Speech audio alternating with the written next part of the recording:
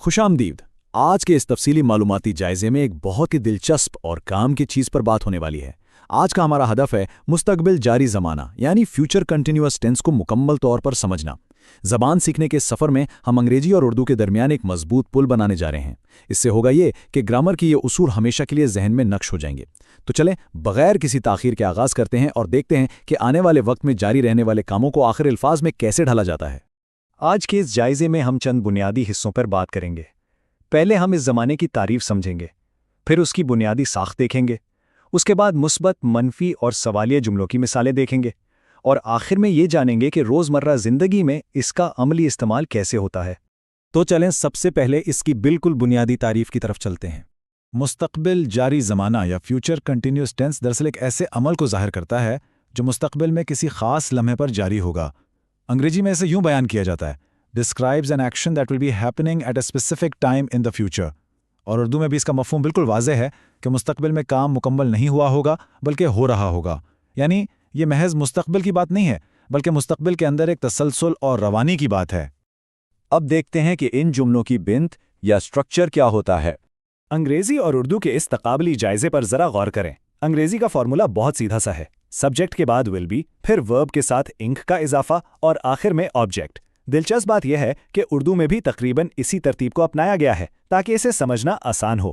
File, اس کے بعد وہی اینکر ول بی، پھر فعل کی انگ والی شکل اور مفعول۔ یہ ول بی اور انگ کا ملاپ ایک جادوئی چابی کی طرح ہے جو کسی بھی کام کو مستقبل میں جاری حالت میں رکھتی ہے۔ بس یہ ایک فارمولا ذہن نشین کر لیں اور سمجھیں آدھا کام ہو گیا۔ اصول تو ہم نے دیکھ لیے، اب ذرا اس کے کچھ عملی نمونے دیکھتے ہیں، مثبت اور منفی دونوں طرح سے۔ چلیے ان اصولوں کو حقیقت میں لاگو کرتے ہیں۔ مثلاً I will be studying at 8 PM، Urdu میں اس کا مطلب ہے میں رات 8 بجے پڑھ رہا ہوں گا۔ وقت مقرر ہے اور عمل جاری ہے۔ اسی طرح she will be playing cricket tomorrow، یعنی وہ کل کرکٹ کھیل رہی ہوگی۔ اور تیسری مثال they will be traveling next week، وہ اگلے ہفتے سفر کر رہے ہوں گے۔ اچھا، اب منفی جملوں کی ساخت پر غور کریں۔ I will not be sleeping، یعنی میں نہیں سو رہا ہوں گا، یا پھر he will not be working tomorrow، جس کا مطلب ہے وہ کل کام نہیں کر رہا ہوگا۔ یہاں کمال کی بات یہ ہے کہ بس will اور be کے درمیان not یا اردو میں نہیں کا اضافہ کیا گیا ہے۔ اس چھوٹے سے اضافے نے جملے کو مکمل طور پر منفی بنا دیا، لیکن بنیادی زمانے میں رتی بھر فرق نہیں آیا۔ اچھا، اب اگر ہمیں مستقبل کے کسی جاری کام کے بارے میں سوال پوچھنا ہو تو وہ کیسے کریں گے؟ کیا تم پارٹی میں آ رہے ہوگے؟ انگریزی میں یہ سوال کچھ یوں بنے گا will you be coming to the party؟ یہ روزمرہ کی گفتگو کا ایک بہت ہی عام جملہ ہے۔ اس میں جو چیز سب سے زیادہ اہم ہے وہ جملے کی ترتیب ہے۔ لفظ will اپنی پرانی جگہ چھوڑ کر جملے کے بالکل آغاز میں آ گیا ہے۔ یہ ایک چھوٹی سی ساختی تبدیلی ہے جو کسی بھی عام بیان کو فوراً ایک سوالیہ انداز میں بدل دیتی ہے۔ اس کی ساخت کو مزید قریب سے دیکھیں تو بات واضح ہو جاتی ہے۔ سب سے پہلے will، اس کے بعد سبجیکٹ، پھر be اور پھر verb کی ing فارم۔ ذرا تصور کریں کہ کسی کے بارے میں جاننا ہے کہ وہ رات کو کیا کر رہا ہوگا، تو بس یہ پوچھنا کافی ہے will she be studying tonight؟ یعنی کیا وہ آج رات پڑھ رہی ہوگی؟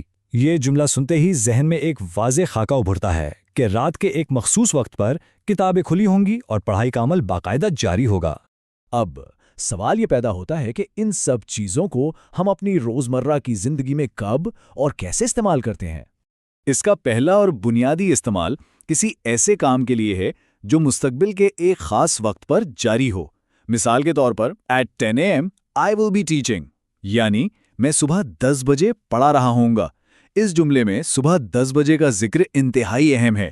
یہ عمل بس یوں ہی خلا میں نہیں ہو رہا بلکہ ایک متعین لمحے میں باقاعدہ چل رہا ہوگا۔ اس کا دوسرا استعمال مستقبل کے طے شدہ منصوبوں کے حوالے سے ہے، جیسے We will be visiting SWAT next month۔ Urdu میں اکثر ہم اسے سادگی سے یوں کہہ دیتے ہیں کہ ہم اگلے مہینے سوات جائیں گے، لیکن انگریزی میں اسے فیوچر کنٹینیوس میں بیان کرنے کا مطلب یہ ہے کہ منصوبہ بالکل پکا ہے۔ یہ بتاتا ہے کہ یہ محض ایک ارادہ نہیں بلکہ ایک ایسا عمل ہے جو اگلے مہینے اپنی پوری روانی کے ساتھ حقیقت کا روپ دھار رہا ہوگا۔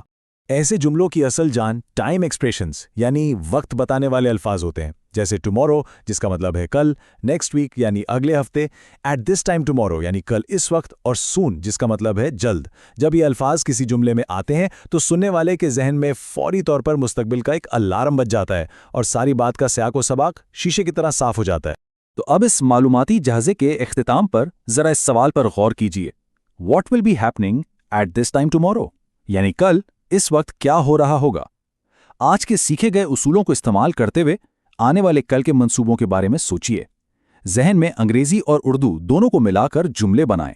बिल्कुल इसी मश्क से सीखने का यह अमल देरपा और मज़ेदार बनेगा। इस जायजे में साथ रहने का बहुत शुक्रिया और याद रखिएगा, सीखने का अमल कभी खत्म नहीं होता।